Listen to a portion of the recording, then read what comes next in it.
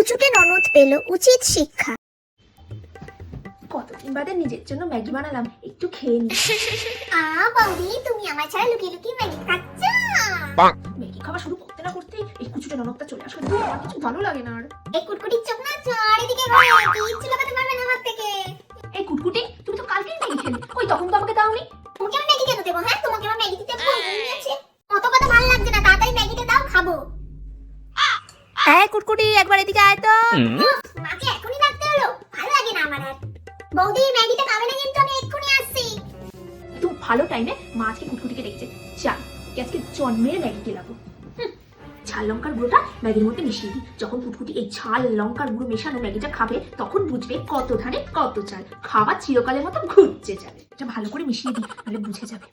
বৌদি আমি চলে এসেছি, তাড়াতাড়ি ম্যাগিটা দাও, খাবো। এই নাও, খেয়ে নাও।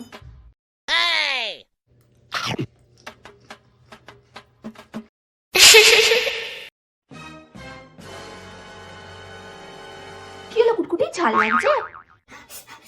বৌদি তুমি এটা আমাকে মিক্সি লঙ্কা করে মিশিয়েছো না, খুব ঝাল লাগছে আমার। মানে আসলে আমি তো এরকম ঝাল ঝাল ম্যাগিই খাই, তোমার ঝাল লাগছে বুঝি। কান্দি ধোয়া বেরোচ্ছে, এই ধোয়া বেরোচ্ছে, খুব ঝাল লাগছে। তুমি ইচ্ছা করে মিশিয়েছো না লঙ্কার গুঁড়ো?